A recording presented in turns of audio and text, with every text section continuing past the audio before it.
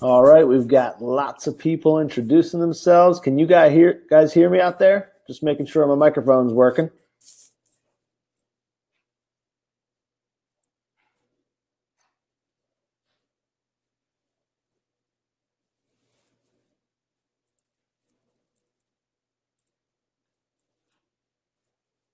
All right, you can hear me. That is good news. We're going to keep on introducing ourselves and sharing who your favorite team is. Hopefully, it's the Philadelphia Eagles. I haven't seen a Patriots fan yet, but you're still welcome. You're still welcome, Patriots fans. Yeah, I'm a Philadelphia fan all the way. AJ Juliani here. We're going to get started in about 5 minutes. I want to make sure that people that are coming right on time are able to come right on time here. Oh, man, Giants fan. Kate from Australia, if you don't have a team, the Eagles is your team. All right. Oh, man, Terry, Jennifer, Pats fans. Oh, this is just – we gotta hang out together for the next 45 minutes, hour here. At least we're talking about good stuff, project-based learning. Great crew in here, all over the place. And from Virginia, Eagles fan. Let's go, Carolyn. All right. Anthony, this is a school thing. Amy had to do it. Amy and Amory both said go Cowboys. Catherine, go Cowboys. Oh, you guys are crushing me here. We've got a really good crew already coming on here. Looks like we've got 285 people, and we're going to get started here in just about 4 or 5 minutes. Just make sure you introduce yourself. It's always nice to see other people that are in the chat that maybe teach the same grade level as you, or maybe teach the same subject area of you. All right, Jennifer, there you go. Heart for the Eagles. I like that. And everybody is going to be on mute during the webinar here, the workshop. Also, all of the slides that you're going to see are going to be completely editable. All right, you're going to be able to get a download for them after the webinar. I'll be sending that out so you can get it. And I'm just excited. This is going to be awesome. These 5 steps are perfect. I do this in live workshops all the time, but now I am in my Eagles sweatshirt and sweatpants sitting in my house, excited to share with all of you from my kitchen. But just really excited about this workshop today. It's going to be fun. So keep on introducing yourselves. Keep on putting your stuff out there. And just about 3 minutes here, we will get back together as a crew and start with the workshop.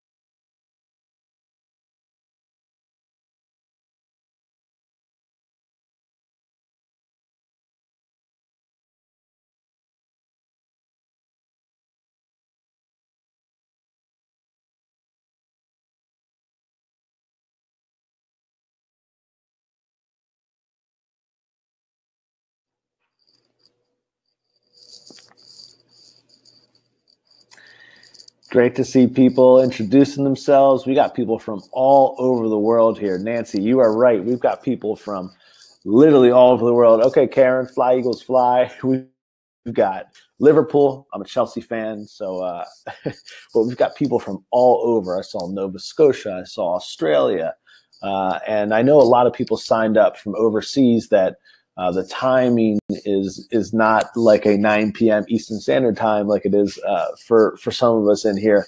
But it's great to see people from all over: BC, Canada, Jackson, Tennessee, Massachusetts, Ontario, Canada.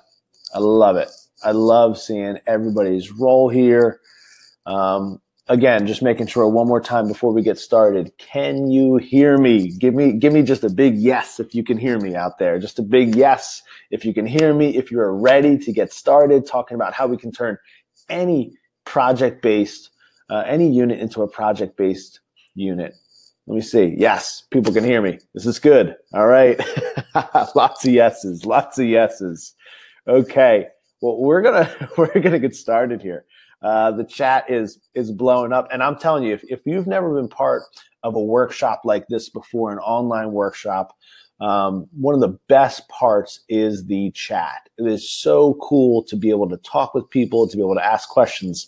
Now, as I'm going through the workshop here, I'm not going to be able to answer that many questions as I'm going through, just because I'll be kind of looking at the slides and talking through them. But at the end, I'll be able to answer questions. And what's really nice is the fact that there's lots of experts in the room, right? The smartest person in the room is the room, as my friend George Coro says.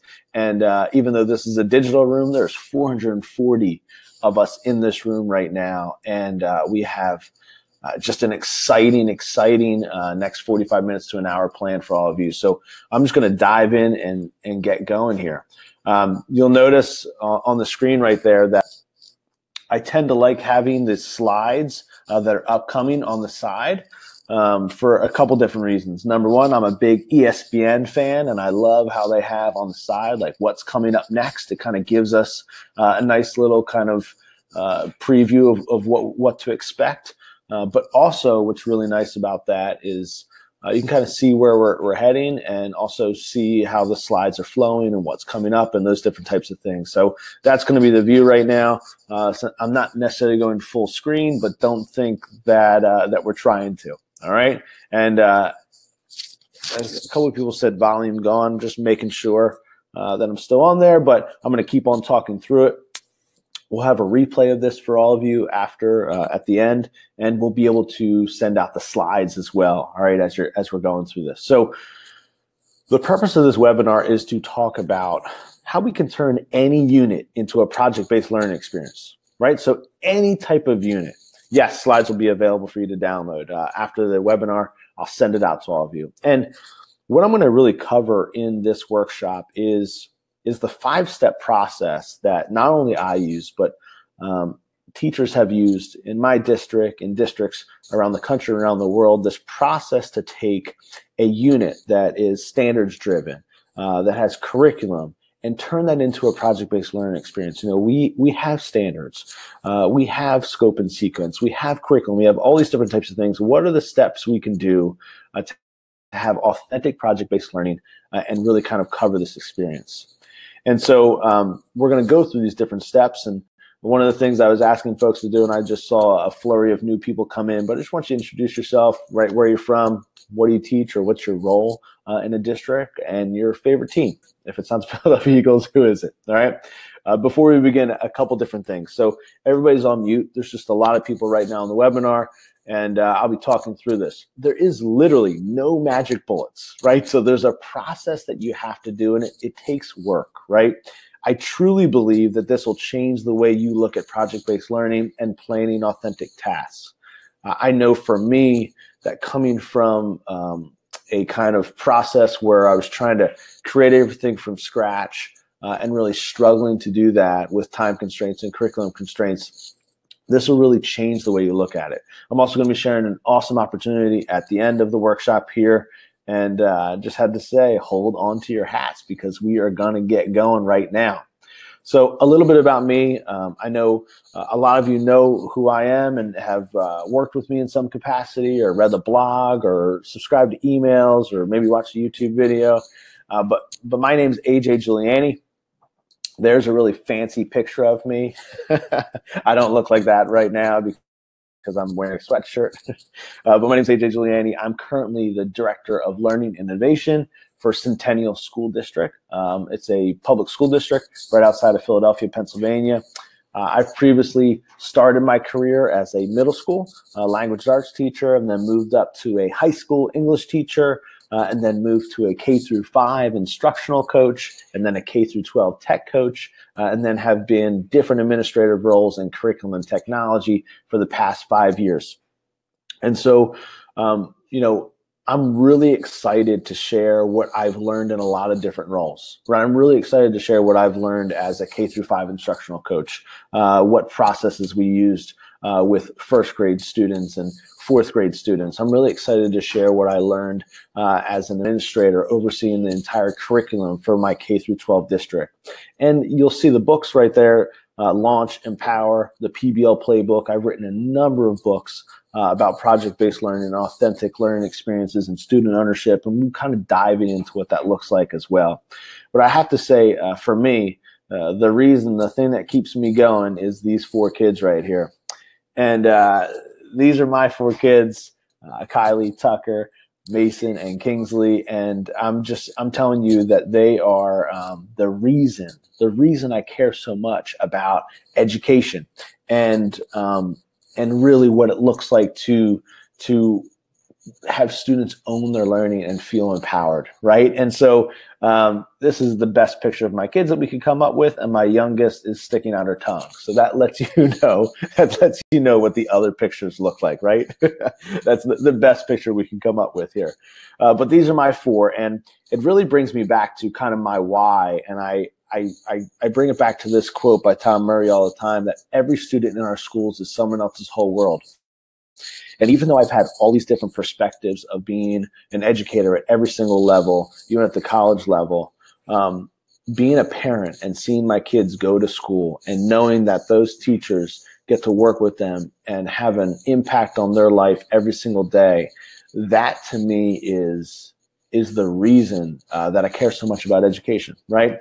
And so thinking about what it means that every single kid in our schools is someone else's whole world, that to me just drives the work that I do. And as a dad, I kind of get a little bit nervous because their future has never been more unknown, right? Like it's scary to see what the future holds, right? When we look at college and career and all those different types of things, and I look out in the future, my kids are all 9 and under. I'm like, what does that actually look like? You see stats like 70% of entry-level jobs are being replaced by automation.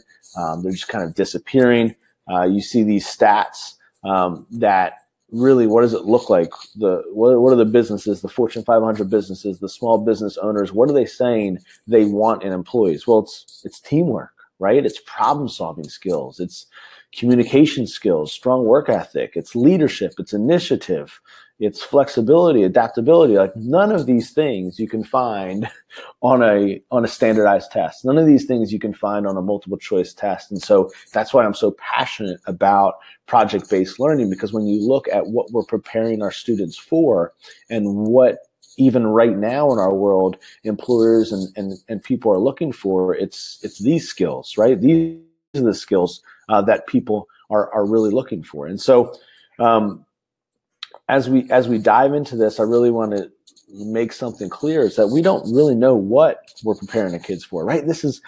We're currently preparing our kids for jobs that don't yet exist, using technologies that haven't been invented in order to solve problems we don't even know are problems yet. I think back to when I was in middle school, and I think back to my teacher, Mrs. Heath, and the only type of technology we were using was a computer to play Oregon Trail, right? That was it. And there's no way she could have predicted that I would be a director of technology and innovation one day.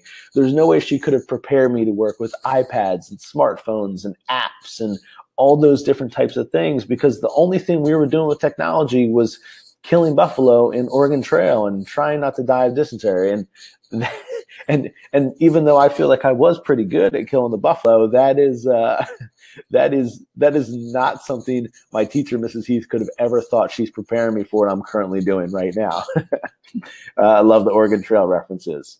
And so we look at these things, right? We look at how engagement, this is a million students surveyed in 2016, is dropping each year. And we look at that, and I think sometimes there's this struggle of like, oh man, what are we going to do? But I bring it back to the fact that if you wanted to engage a kid in a learning experience, and you wanted to do this 2,000 years ago, if you were Aristotle or Socrates and you wanted to engage students, the principles of learning engagement are still the same. It's still social, human, meaning-centered, language-based. If you have those four principles of learning and engagement, then kids are going to be engaged. They're going to be invested in what they're doing, right?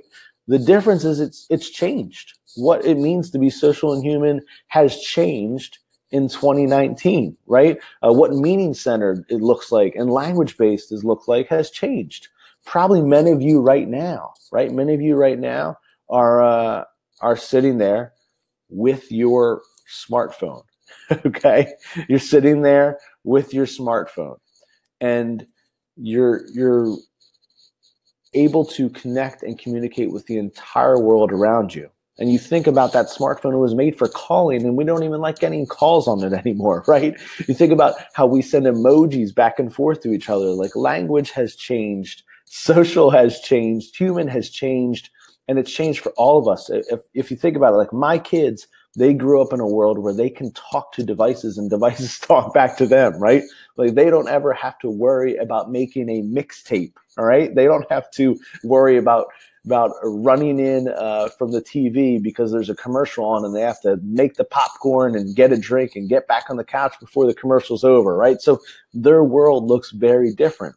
And even with all those different kind of changes, how people learn hasn't changed either.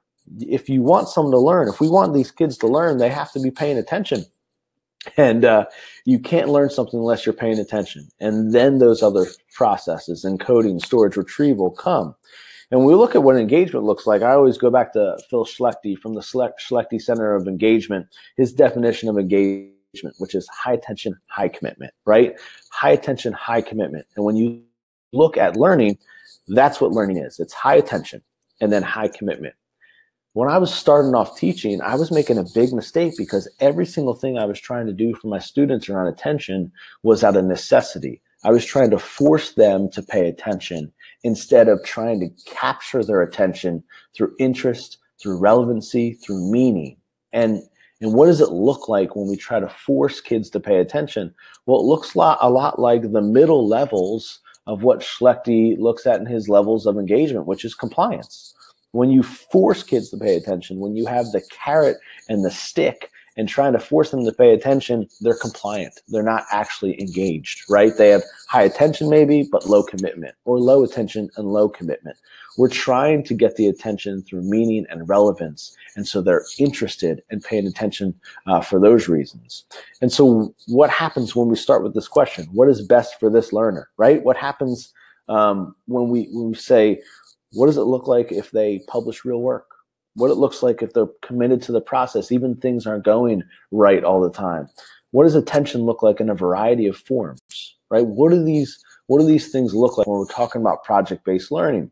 And when we look at the bigger engagement cycle, it starts with attention and moves to commitment. And that we see commitment when they start asking for help, when they expand reach, and they demonstrate understanding.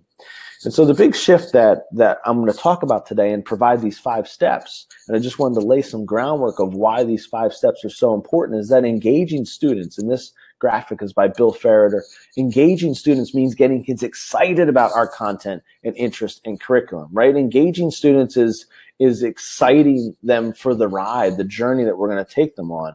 But the ultimate goal, right, the ultimate goal of education, of why we became educators, is to empower students. It's giving them the skills and the knowledge to pursue their passions, their interests, their future, right? So that they're excited to create their own ride. So how do we do that, right? What does that look like? Well, if we start with choice, Then they develop ownership, and then they develop empowerment, and they have deeper learning experiences.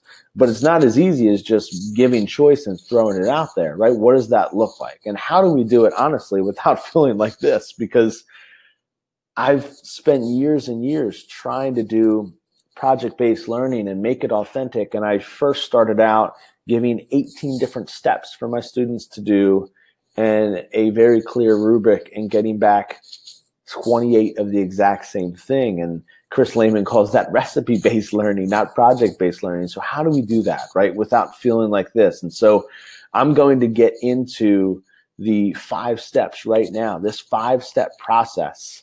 I love people talking about the 8-track tapes. But I'm going to be getting into this 5-step process right now of what it looks like to actually take a unit that you have currently in your curriculum.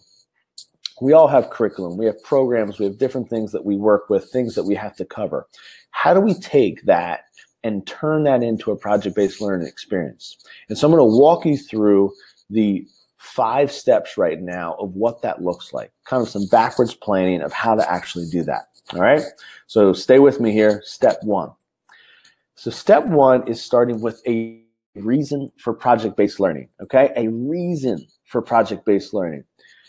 And I think some people might disagree with me, and that's okay, because we're allowed to do that and actually still like each other, right? But a lot of people believe that when you're planning a unit, a project-based learning unit or something like that, you have to start with maybe the standards or your curriculum or something like that. But all of the successful project-based learning experiences that I've been involved in, and the ones that I've seen all over the country that have been successful, started with a reason for the project-based learning.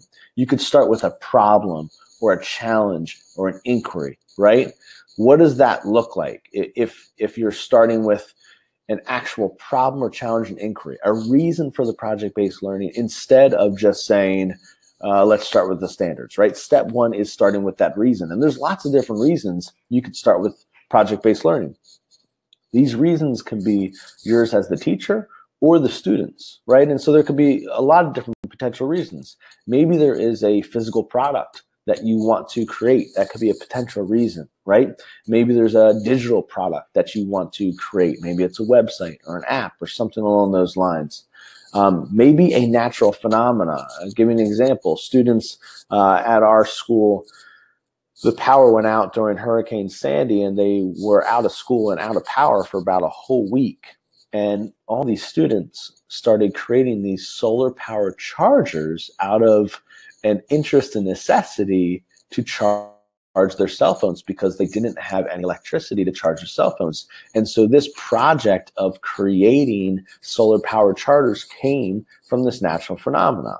Or maybe it's an awareness of an issue, right? That could be a potential reason. You see what the students in Florida are doing after some of the awful issues that happened around school shootings, the amazing, amazing progress they've made out of an awareness of an issue, and have done that authentic type of project work.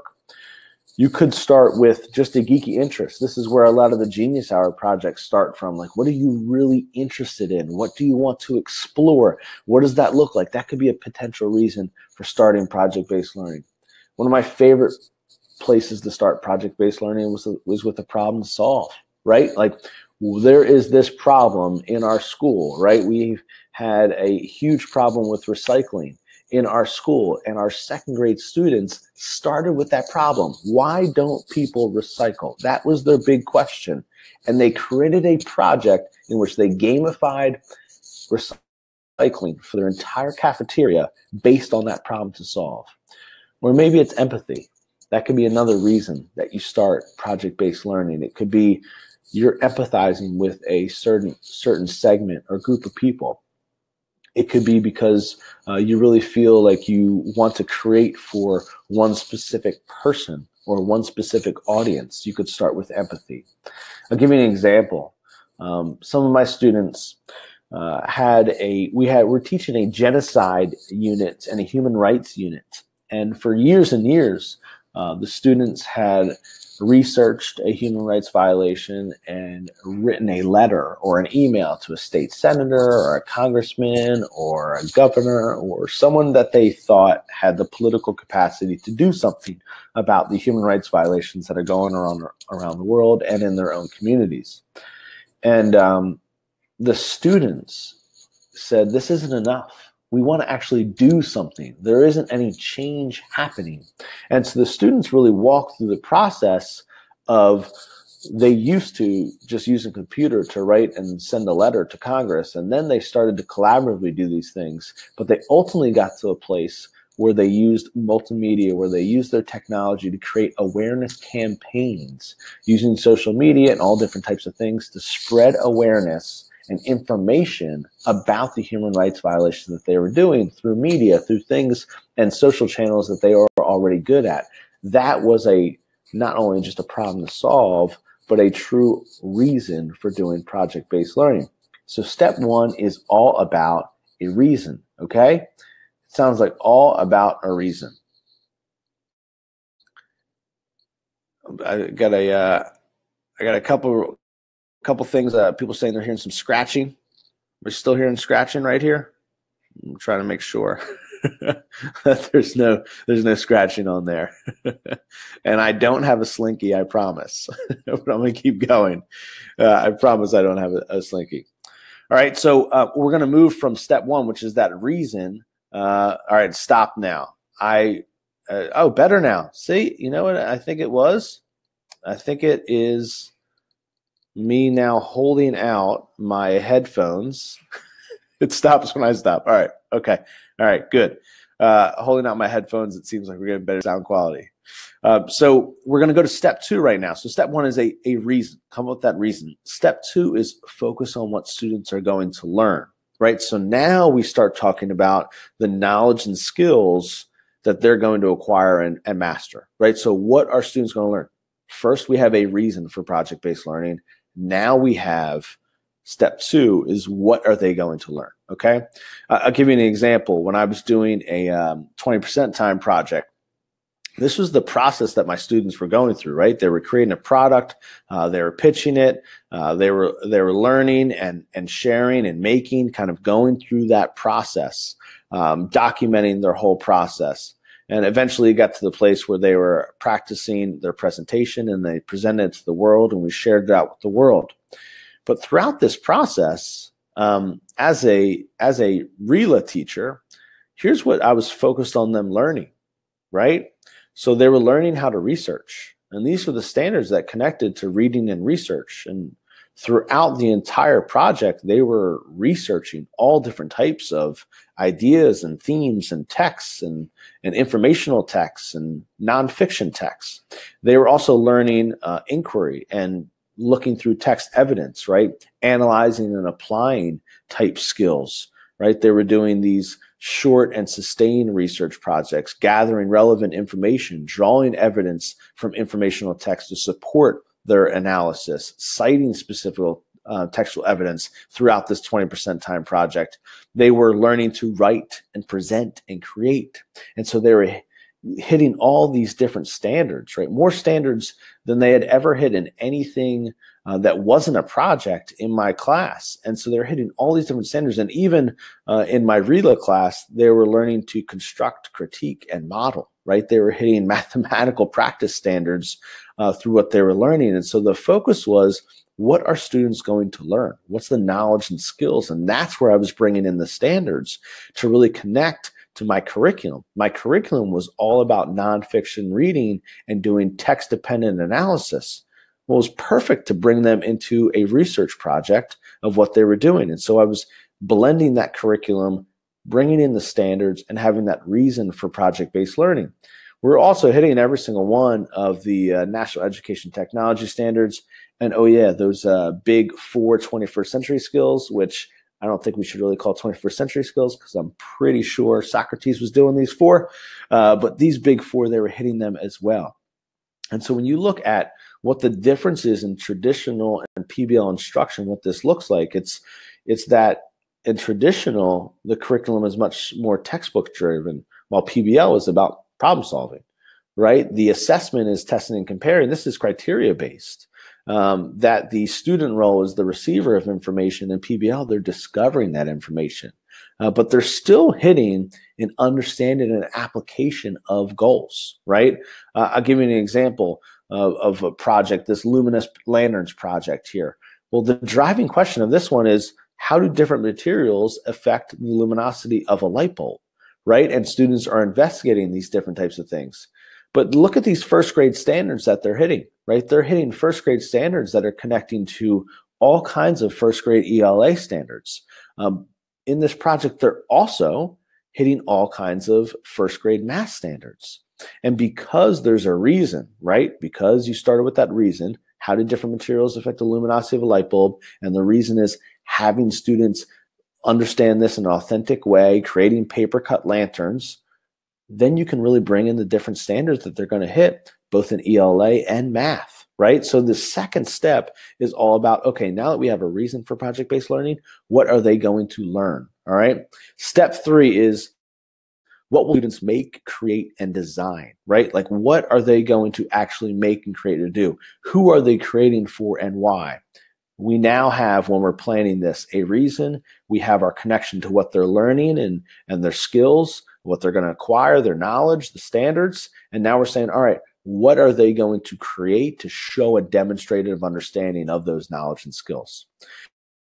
And in elementary, it can be learning through intentional project design. I think about my good friend Ross Cooper, his pinball wizard process, where his students were creating a pinball machine and going through that process, and they were doing so and hitting all kinds of standards by making this machine, right? They were learning about electricity. They were learning about magnets. They were learning about different types of force and motion. They were learning about all these different types of things in a fourth grade classroom by actually making a pinball machine, right? And working together and then creating a documentary where they wrote a script, even more standards, ELA standards there, to create this pinball wizard. So when we're walking through what that looks like, okay, when we're walking through what that looks like, there's lots of different options, right? And just some of the ones that I've seen in my own school district, right, was all kinds of projects like creating a better playground project. So the reason that the kids were doing this project is because they wanted a better playground in the school. How many kids can say that? Almost every school, kids would want a better playground. So they had their reason. The teacher connected it to some geometry and ELA standards, and then created the project of what they were going to create. They were going to create an actual model of what a new playground would look like, right? There's things like the Selfie Rights Project. And in this project, they actually take a look at animal rights of selfies. Should they have the rights to their photos? And so now they're researching and debating and bringing in these different types of standards of what that looks like. At a middle school level, it could be authentic learning experiences. And I'll break down an authentic learning experience at a middle school level, right? So this could be a design sprint, a PBL project, like a 2-day project-based learning experience in which the students are learning about the 2030 schools. All right, so the 2030 goals by the United Nations are these 17 goals that they came up with in 2015 after the Millennium Goals ended. And these 17 goals are huge goals, right? And you can go to globalgoals.org to kind of see all 17 of these. But as a teacher, you're now giving a purpose. All right, here's what we're learning about. Okay, we're learning about the UN 2030 goals. I'm giving you a purpose. And now I'm calling you to action. I want you to choose one goal, something that has relevance and meaning to you, right? Choose one of these goals, one that you care about, that you're interested in, that is related to you, right? Providing that choice, and get in a group to do a couple different things. First, we're going to research quickly, all right? If I was doing this at a middle school level, they could be using devices or going to the library. If I was doing this at an elementary level, I probably would have some different stations and materials set up for all 17 of these goals. But I want you to research about your chosen goal. What does the world need to know? And what can we do about it, right? So kind of 2 guiding questions as they're going through this. Lots of choice in how they research it, and you can scaffold appropriately. Then you're going to create something that matters. Now, okay, what's that next step? What are they going to create? Well, here they're going to create a public service announcement. that is how they're going to demonstrate their understanding, right? That is how they're going to show their authentic audience, who they're sharing out about their 2030 goals, what it actually looks like to create something. And then they're going to share it with the world, right? They can share on a kind of a LMS like Seesaw or Schoology or Canvas or those different types of things inside the school district. They could tweet out the video on a classroom account or share it out on YouTube. That is no comments out there, or send to family and friends, but they want to share that with an authentic audience, share it with the world. When you look at what does this look like at a high school level, well, it's just personalizing how the learners can demonstrate their understanding, right? Because they all can demonstrate in different ways. If it's English language arts, this could be all different types of things like book pitches or an online magazine or choice blogs and different types of things, converting a book into a movie. If it's social studies, it could be a service learning project or a history themed blog or a theater production. If it is math, it could be creating a board game or creating a scratch game or tutorial videos demonstrating mastery. If it's science, it could be a Mythbuster project, right? Taking some of the biggest myths that you've seen in your area, if it's maybe physics or biology, and busting, just like the show, of what that actually looks like. And you can do this in all different other subjects, right? Whether it's health and you want to design a new sport or create a fitness campaign, or it's foreign language and you want to do an Epcot project, right? There's lots of different ways when you have the reason to connect to the standards and actually create something of what that looks like. But step 3 is all about, what are you going to make? And so I'm literally walking you through the planning process, right? This is the planning process. Step 1 is, what's the reason? That can be your reason as a teacher or a shared reason with your students or with your colleagues. Step 2 is, okay, what are the students supposed to learn? What do I want them to learn? What am I going to design the project to help them learn, right? And that's where you're creating your standards. They may not all, like every student, say you got 120 students, say you got 30 students, they may not all master all of those standards, but they're going to hit them, cover them, and you're going to be able to assess them, which we'll talk about a little bit later. And now it's, okay, now that I know what they're going to learn and I have the reason, what are they going to create and make? What does that look like, right? What are they actually going to create to have their demonstration of understanding of that particular learning set that we put forward? So now step 4, all right? So how can you scaffold and structure the experience, right? How can you scaffold and structure experience? The biggest mistake I ever made in project-based learning is that for some reason I thought my students were just going to be able to do it. And I started my first project-based learning experience, and it was, I say it's crickets, because my students, even though they were excited, they didn't know what to do. They had no idea what the steps were to complete the project. And so I really had to scaffold. And honestly, I did this with a group of students that were doing so much traditional schooling. It was me in front of the room talking to them, 3 kids raising their hand and going through this process. And when I did my first project with these students, and this is what it looked like, I shouldn't have been surprised, right? Because I had a lot of students that just weren't involved. The same 4 kids that were raising their hands to answer every single question in class were the same 4 kids who I split up into different groups that were doing 99% of the work. And yes, that's Bradley Cooper. I have to put Bradley Cooper in my presentations because he's from Shankentown, where I live. But this is a real kind of experience that we've all had when we've done project-based learning, right? Like, this has literally been what it's been like, right? This is what the groups, and it mostly is because we didn't scaffold appropriately. Okay, we didn't scaffold appropriately of what that could look like. And so when we're thinking about our role in project-based learning as not just being that sage on the stage, but being that guide on the side, I think we should really think about our role as an actual guide, not just like somebody that gives the kids a map of where to go, but a Gandalf type guide, a Dumbledore type guide, a Miss Frizzle type guide, right? The characters in our classroom are kids.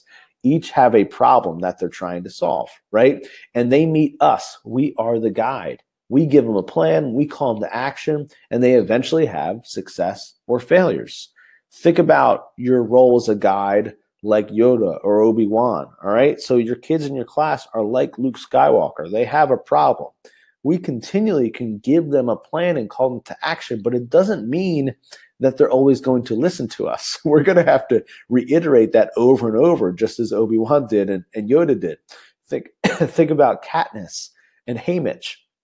Haymitch didn't want to be Katniss's guide, and Katniss didn't want Haymitch as her guide, and yet they still found themselves in that role. We don't always get to pick our kids, and our kids don't always get to pick us, but we still need to give them a plan and call them to action to lead them to success.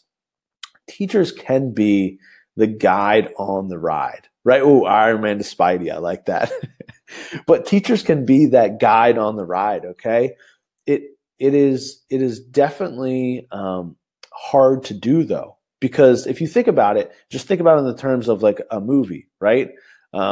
If you think about it, the Obi-Wan could have said to Luke, "Hey, you know what? I just think you should hop in that spaceship and fly into the Death Star and just shoot boo boo right inside here, and then it's going to blow up, and it'll be the shortest 5-minute." Awful movie ever.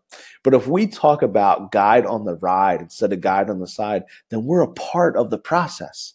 We're continually going back over and over to them and telling them, hey, here's what you need to do. Here's a plan, calling you to action. Here's a plan, calling to action. But we can't do that, right? We can't do the plan and call to action unless we're talking with them, unless we're conferencing, unless we're actually scaffolding along the way, giving them that plan.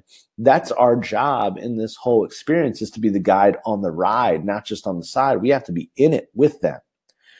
And so you have to scaffold student ownership. It's something that took me a really long time to learn, but you have to scaffold what that looks like. I'll give you an example. One of the things that we do at our elementary level and even our middle school level, and honestly, I've done this with high school students, but it works really well, K-8 and probably even older, is a lot of times students aren't used to a classroom where kids talk most of the time. They're used to a classroom where teachers talk most of the time, okay? And the teacher talk is through the roof, and the student talk is just those couple of kids that raise their hand. So how do we do that? Well, we start off with this little thing we call the discussion game. Students come in and they get an envelope on their desk or on their table. And inside the envelope, they have a pink card and a green card and a blue and yellow card and a red card. And each card can be played only once, except for red, which you can play a number of times. In the play a card, you raise your hand and hold up the card. And after it's done, you put it back in the envelope except for the red one. And all the I know comments must be accompanied by references or evidence. But what you start to see happen as a teacher is maybe you ask a question and the kid up front raises a green card and says, I think. And then another kid next to him raises a pink card and says, I feel, and shares their point. And then another kid raises up their blue and says, well, I know this because blank. And now another kid says, well, I got a question if you know that, and holds up the red. And all of a sudden, what you've done is transitioned your class by this little discussion game by having your students talk. And so there's a lot of different ways to do this, but this is a very visual way to get students to talk and get them invited into the classroom. And so we play this discussion game with our students. It could be in math, talking about a word problem or a situation. It could be in science, talking about a lab. It could be talking about a short story that we read or a video clip that we watched. But we continue this discussion game and get kids ready to discuss and really start to get them ready for the next level. And so then we scaffold up. And now we do a fishbowl. After they've done the discussion game a couple times, now they come in and we have them sit down. You got 25 kids, 30 kids in your class. We do a big outer circle, right, with 25 kids. And the inner circle has 4. And now whatever grade they are is the amount of time that we give them in the inside circle. So say you got second graders. You give them 2 minutes. Hey, Johnny, Susie, Mary, Laura, you four are in the middle, and we're going to be talking about the short story that we read, or we're going to be talking about this math problem. You four have 2 minutes to talk about it using the strategies that we had in the discussion game, okay? Using the strategies that we're having in the discussion game, I want you four to have a conversation. And in the fishbowl, everybody on the outside, you're taking notes. You're taking notes and really writing down questions of what you have, but you're not saying anything. And so it's just those four people talking. After those four people are done, another four people in there. And so what we're doing is we're scaffolding that student ownership, right? We're scaffolding what it looks like. But you can't throw kids right into the fishbowl. You got to get kids to model and show what this looks like, right? What does it actually look like? And it has to become the norm of your classroom. When they come and walk in and they see this fishbowl set up, they know what they're in for, right? They know what it looks like, okay? And so now we do the discussion game. Now we do the fishbowl. Well, now we've scaffolded student ownership, right? And so now it's time to choose a structure. Because once we've scaffolded that, we want to choose a structure of what the project-based learning process is going to look like. Project-based learning can have a lot of different processes. What is it going to look like, right? And you just need to choose a structure and stick with it, right? You can use the IDEO, design thinking process structure, where it starts with discovery, right? A challenge, how do I approach it? Goes into interpretation, to ideation, to experimentation, to evolution, right? You can go and use that model. You can use the D-School framework that starts with empathy and then defining what you're going to create and then coming up with ideas and brainstorming and then creating a prototype and then testing that with an audience. You can use that framework as well. Or maybe you want to use the inquiry process, right? Posing real questions, finding resources, interpreting information.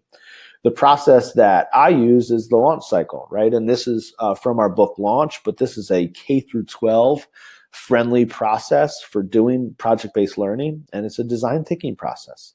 And so we start with kids listening, and learning, right? We're really thinking about what they can create, what they can do, what they can learn, and then they start to ask tons of questions. And after they've done that research and asking tons of questions, now they have an understanding of the process or the problem.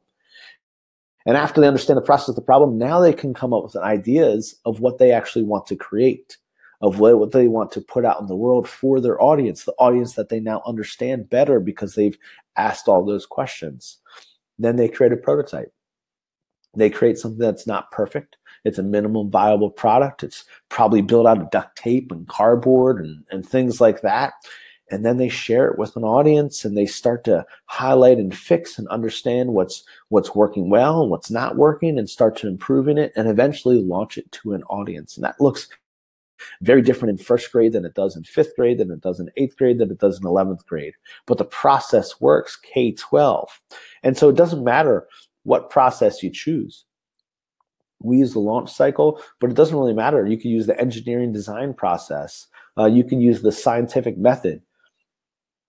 You just have to make it very clear and explicit to your kids of what the process is going to be, and then you got to stick with it. Because once you put that process in place, now you can start to plan check-ins and benchmarks to conference. All right, so this is all about structuring this process and scaffolding this process. And so now they have a process in place.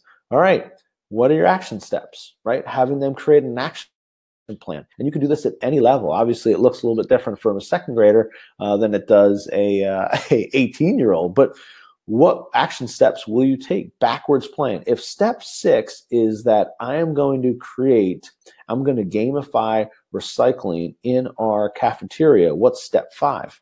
What's step 4, step 3, and backwards kind of plan that. Then you have a timeline on there, right? The timeline is when will it be done, right? What's the time, the day, the month, all those different types of things, right? What resources do you have? What resources do you need, okay? What are the concerns and potential barriers? What are proactive steps that you have to do? And they have an X marks the spot. As a teacher, if each of my students now have an action plan, then I can actually talk with them when we conference about where they're at and where they maybe think they should be, and if they're behind or if they're ahead or if they need support, right? And what does that look like? Well, there's 3 different types of conferences you can do with students.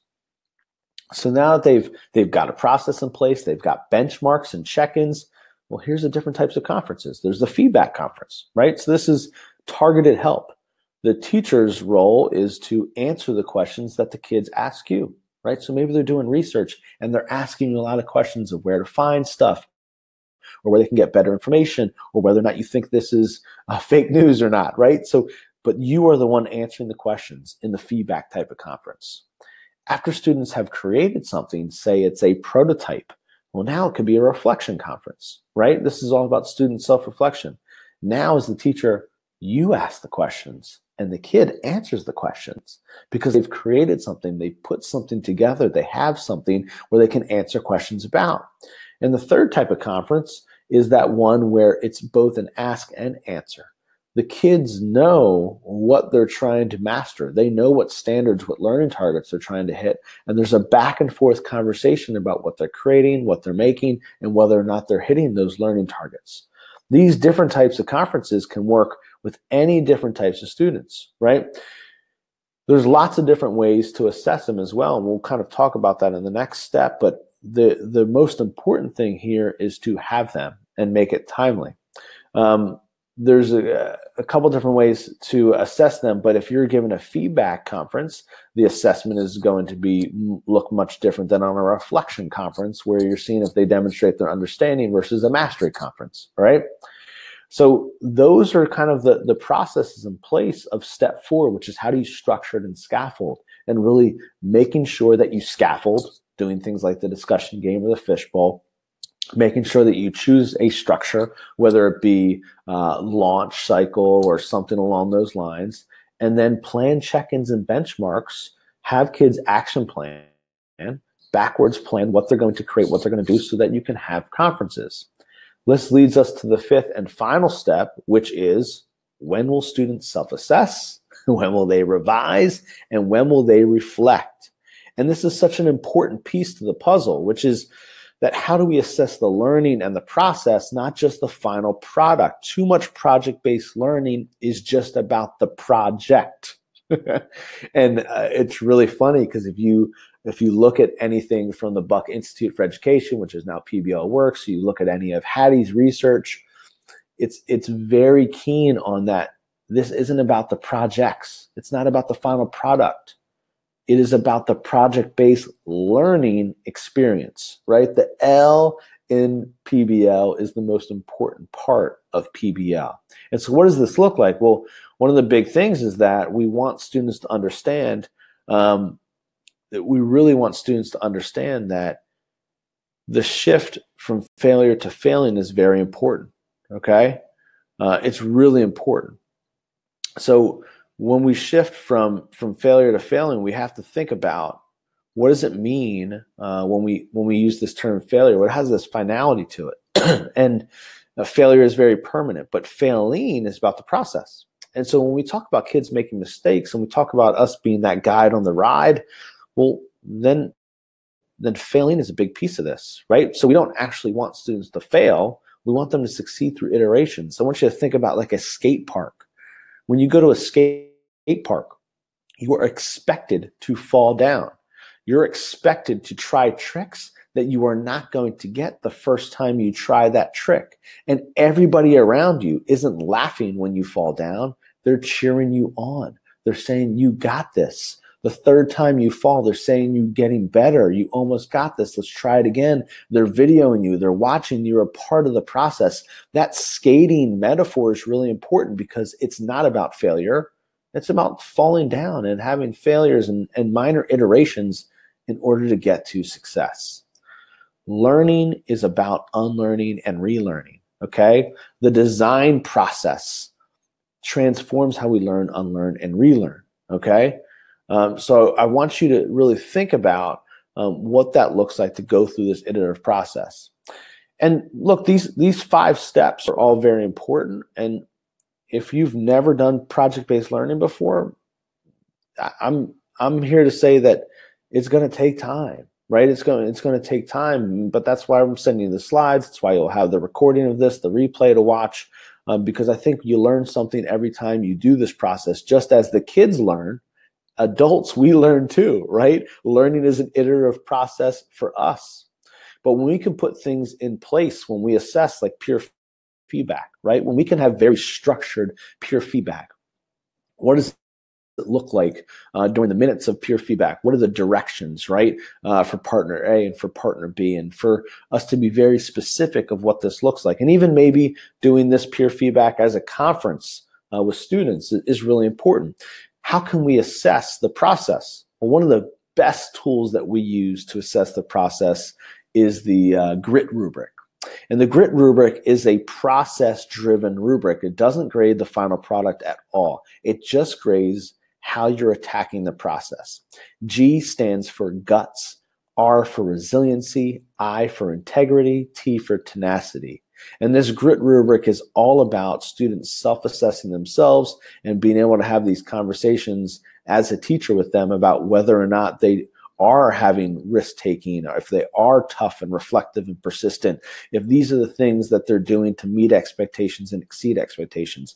We love using the GRIT rubric because it has students, when they're being assessed, focus on whether or not they're being honest, focus on whether or not they're shooting for a big goal, focus on whether or not they're being persistent, even in times of them struggling. And so we love using the GRIT rubric. Maybe you're assessing them with a checklist, right? So maybe it's a project checklist. And for younger students, you're just checking that they're doing each of these things along the way. Or maybe it's a more specific rubric. This is for one of our measurement projects, this is a specific rubric, right? Looking at specific different things that they've done. Or maybe you're tying it directly back to the standards, right? And you're bringing it immediately back to those standards.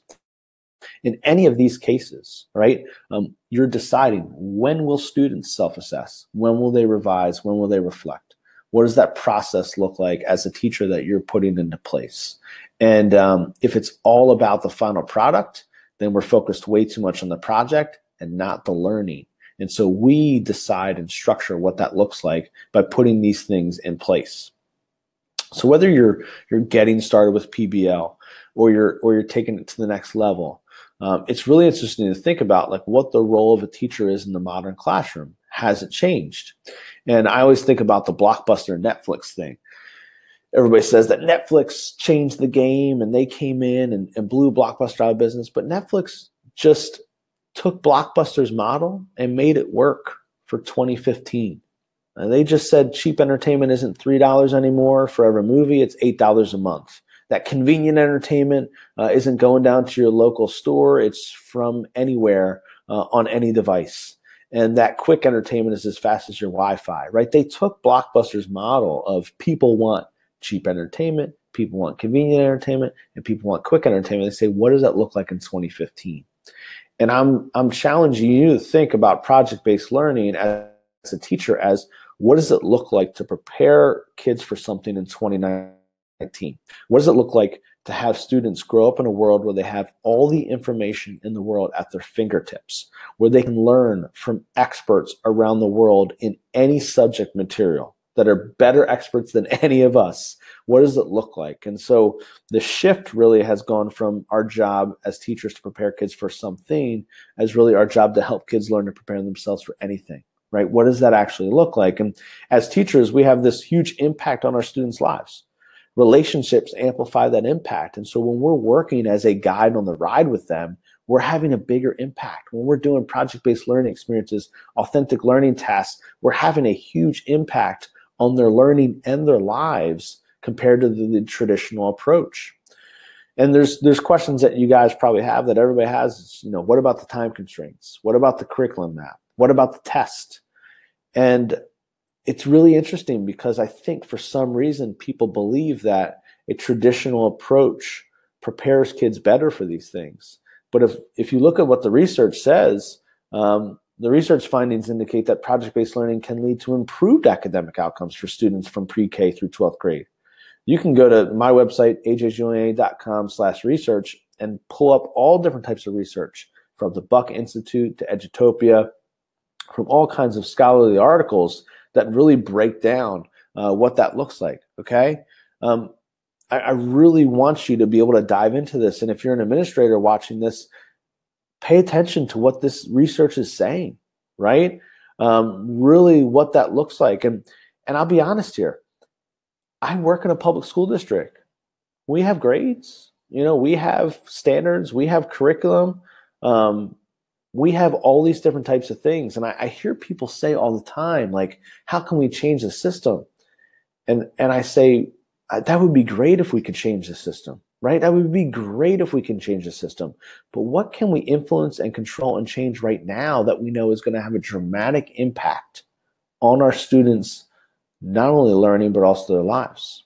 And so this is just a really big piece of the puzzle, is showing folks that the research backs this, right? It really does back the learning. And I think about this all the time because I've talked a lot about the cook and the chef metaphor here. And I think that as teachers, we always want to be the chef. And it's fantastic to be that chef, right? If you think about the culinary spectrum, right? There are the 100% verbatim recipe followers, all right? All they do is they just follow the recipe to the T. And guess what? If it's a good recipe and they follow it well, it can turn out amazing. And you have the by the book cook, and you have the cook with unique style, and then you start getting into the cook with innovations, the one that's taken that recipe and changing it to make their own, and eventually get up to the chef. And they're the recipe creators. They're the ones that are taking the raw ingredients and creating it. And we are always going to have moments as teachers where we're going to be the recipe creators. And we're always going to have moments as teachers where we're going to be the by the book cooks. And if I think about kind of this in the life spectrum, right, it's that if you're too far over to that left, you're copying, following, obeying people and things that they said, and just kind of following the programs or the scripts or the curriculum, those different types of things. And if you're all the way over to the right, you're creating, leading, puzzling, you're doing all this stuff independently. Most of us live somewhere in the middle, right? And that is why you don't always have to start from scratch. In fact, one of the best early project-based learning experiences I had was joining Vicki Davis and Julie Lindsay's Flat Classroom project, where our kids were learning about Web 2.0 technologies, and they were doing a project with kids all around the world from 5 different countries on a wiki space. It was awesome, but I didn't create it. I just got into it because I found online a link to sign up for the Flat Classroom project, and I thought it would be a compelling reason for my students to learn about these different types of things. And it turned out to be an amazing experience that I didn't start from scratch, right? I didn't do that. So, what if you could start with a project-based learning experiences that are standards driven, experiences that include voice and choice, experiences that focus on kids having authentic audiences, experiences that are fully developed. But even though they're fully developed, they're also customizable. And I don't even know if that's a word, but I think it is. But what if you could start with that, right? What does that look like? Because for a long time, I've written about things like Genius Hour, and I've written about things like design thinking, and I've heard from people all around the country and all around the world that wanted some scaffolding themselves, right? Just as we scaffold for the students, it's like, how do I break into this authentic learning, this project-based learning? How do I get started with it?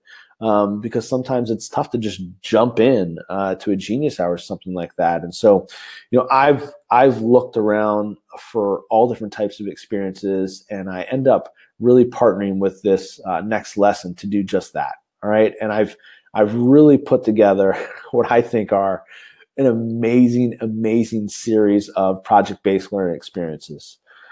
Currently, right now, we have 4 different project-based learning bundles: a K-2 bundle with 26 projects, a grade 3 bundle with 19 projects, a grade 4 bundle with 31 projects, and a grade 5 bundle with 26 projects. And the reason I'm so excited about this, and I told you at the beginning that I had an awesome opportunity, but the reason I'm so excited about this is these project-based learning experiences are authentic. They include voice and choice. They have room for you to change them and make them yours. They have room for students to make decisions, to find authentic audiences, to create real meaning and relevance out of the learning experience. But they're also fully developed. They're also connected to standards. They also have rubrics and assessments built in ways to kind of really understand what the process and structure looks like. And so all those things that I was just talking about, sometimes starting from a place of this idea, this is a compelling reason, and starting with something that's developed that you can tweak and make your own and be that cook that has style, or maybe it inspires you to create something on your own from scratch. These bundles are designed to do that. And so the K through 2 bundle has 26 different experiences in it. It was originally $138. The third grade bundle has 19. It was originally $156. The fourth grade bundle was originally $178 with 30 experiences, and the fifth grade was original $143. We're also adding in some different types of things. So each of these bundles for the K through 2, you get 6 essentials projects, and that's really performance tasks that are going to work with your students. For the third grade bundle, there's 10 performance tasks. For the fourth grade, there's 4 performance tasks, and for the fifth grade, there's 4 performance tasks. So they're added in there, even more beyond that. So if you're talking about scaffolding, sometimes those performance tasks or essentials are great to do with the students before you do the project-based learning experience, the project-based learning unit. So all the bundles are on sale right now for $99. And if you're on my email list, you know I've shared it out there that this is going away in 2 days on February 27th. It's going away, but for right now, they're all on sale for $99. You're able to get them at ajjuliani.com/PBL. Here's a really cool thing that we've started to see, because there's a number of people that have already bought these and are using them. One of the things that we're able to see is that immediately you can go from idea to I can make this happen, right? And so sometimes it takes a very long time. It's like, I have an idea for something, upcoming in March or upcoming in April, but I don't really know where to start. Or you got to search online for all these different resources. This is taking people from idea to doing it with their students almost immediately. And because there's all these different options here, these different PBL experiences, you can mix and match. You can choose which ones that work for you. That's really awesome to get started. You may notice that there's only K through 5 right now. If you're interested in 6 through 12 that are subject specific, right? Like English, social studies, math, science, subject specific bundles, you can go here. ajjuliani.com/PBL more. They're coming soon. They're coming in March, and I'll be sure to share out, obviously, an email blast with all of you guys when these are ready. But I'm just so excited about this partnership. I've looked long and hard for resources out there that are actually authentic, because many of the project-based learning units and things that I've seen online or things that I've seen different places, many of them are just very scripted. It almost feels like you're doing it out of a book, and it doesn't give much voice or choice to students. And these are not like that. All right. So if you head over to ajjuliani.com/PBL, you're going to have a link, right? You can just click on the grades K through 2 to go to that bundle on TPT, or you could do that third grade. But once you get here, this is probably what you're going to do, right? If you're anything like me, because I know when I'm on Amazon looking at a book, I love looking at the preview. But what you can do is once you click the link and get to this page where you're seeing this look right here, you can click that button right there, the preview included in the products. And once you click that button, you are going to get a preview, okay? You're going to get a preview right here that looks like this, right? So as soon as you click that button, what you're going to see is all the different products that are included. So you can kind of see in this K through 2 one, you got the box project, you got creating your own national holiday, across the curriculum with 3 little pigs, design your own playground solution. But in each of these project-based learning experiences, you're also going to get a preview, right? So you want to kind of see like, what does this include? What does it look like? Those different types of things. All you have to do is, again, you just go to where it says preview included in products, just click that after going to ajjuliani.com/PBL, and then you'll be able to kind of look through a whole preview right here. So I'm going to kind of give you an example, right? I want to show you what one of these projects look like. So this one is reducing plastic waste, and this could work for 4th, 5th grade.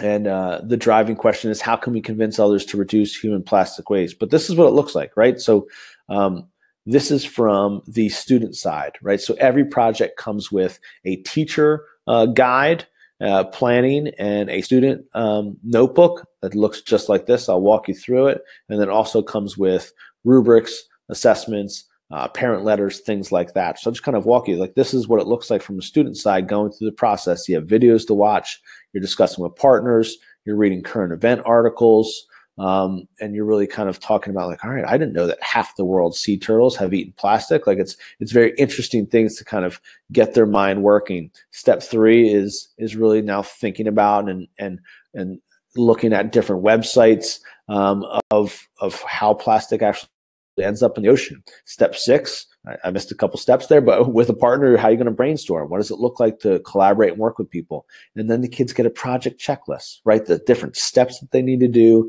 check when they complete, so you can do conferencing with those kids and see where they're at, right? Step 9, now they start planning for their audience, right? Who are they creating for? How could they reduce the amount of bottled water that they use? Research and material creation, right? So now they have all these different examples of what PBL presentation ideas might look like, or campaign examples, all different types of ones listed there they can go through. They go through the vision process, creating a survey, asking real people whether or not their campaign made a difference, and sharing that final product, right? Sharing it out with the audience. And after that, it's not done either. Now they want to see, how was their survey? How can they improve on their survey? From the teacher side, this is what it looks like. All right, so you see it looks very much like the student one, except everywhere that there's blue writing, that's instructions for the teacher, right, of how to do it with the different versions and stuff like that. And so it's exactly what the students have, but it has answers to it. It has different step-by-steps of what that looks like as the teacher is going through this plan. It's just walking you through it of what it looks like and giving you suggested practices to go through this process. It even comes, this one even comes with the parent letter, right? Talking about project-based learning and how long it's going to take and what students are learning about and what they're going to be doing at home, if they're doing anything at home, what that looks like. It even talks a little bit about the assessment and the grading that goes along with it. Here's a younger grade level one that we're talking about a little bit earlier. This is like a first grade level one, is, how do different materials affect the luminosity of a light bulb? And this is hitting all these different standards, right? So it's hitting the ELA standards, the math standards, English language development standards, next generation science standards, all for first grade, right? Going through this project. And again, here's the teacher guide, right? With the blue, kind of walking you step by step, what the students are going to be doing, what they're going to be creating, those different types of things along the way. It's just awesome to see how scaffolded this is for educators. From the student guide, again, this is what it looks like. It walks them step by step. But since this is for a first grader, you'll see that there's a lot more visuals that are allowed in here, a lot of different types of graphs and different types of things, pictures that they can see right in the student notebook here, all these different types of things. Comes with a different rubric that they can go through and kind of check that out. And it really hits on all those different types of pieces as well. Each of these 4 bundles includes lots of different projects and also those performance tasks. But people have been raving about them, right? So this is what Deborah McGill, who just downloaded one of the bundles, said, finally a PBL resource that makes it so easy to implement in an elementary classroom. And that's really, I think, the key here is it makes it easy to implement, to actually do it. And if you've ever been on the fence or you want to take PBL to the next level, authentic type stuff, that's what this is about. It's about using a resource that allows you to get to that next level or to actually start and implement, right? I love hearing what some of the different people said about some of the specific projects. The Adaptosaurus project, right? They're learning about an ecosystem and kids are really enjoying it, and they're making creatures and they're creating a class book to showcase their ecosystems.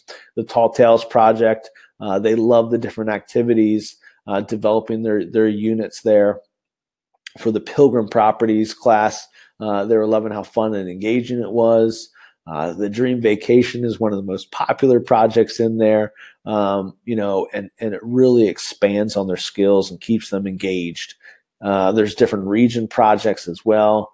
A couple people in these K through 2 bundles were just saying that, these are the type of lessons we as teachers would love to have the time to make, but of course we don't, right? They're authentic, engaging, and they make the students think. I love how problem-solving skills are incorporated and the enthusiasm there. That's awesome, right? It's so awesome that there's enthusiasm there, right? That the kids are excited about it, right? And you see it's all different types of things here of them getting excited and going through this process. And so you can look at those 5 steps that we went over, and I hope you took a lot out of this workshop, and really a lot out of what that looks like. But to me, it's always nice to start from something. I want every single one of you that are looking at this and are listening to this, I want you to start a project from scratch.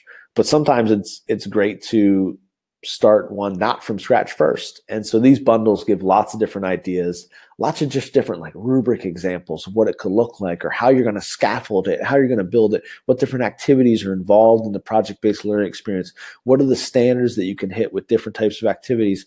And because there's so many of them, right, you're really able to pick and choose and learn from just kind of going through the projects. When I wrote the PBL playbook, I was really set on giving real life examples. And this goes a step further because it's not just giving examples, it's giving the actual project-based learning units and experiences for you to turnkey and use. So all the bundles are on sale right now for $99. You can see what you're saving, right? Saving a lot of money. There's a site-wide sale on Teachers Pay Teachers right now. You're saving $39 during the sale, $57 for the 3rd grade one, $79 for the 4th grade one. That is an action-packed bundle, and $44 for the 5th grade one. But it's really about what's included in there as well. I think that the projects themselves individually are really cheap compared to what else is out there. And so it's a good deal. It would be a good deal if it was $138. It's just an even better deal now during the sale window from now till February 27th when we shut it down. So when you get on the website there, if you go to ajjuliani.com/PBL and you check it out, boom, click that preview included products, check out what that looks like. You're going to get a kind of a PDF that pops up like this where you can look at what those look like.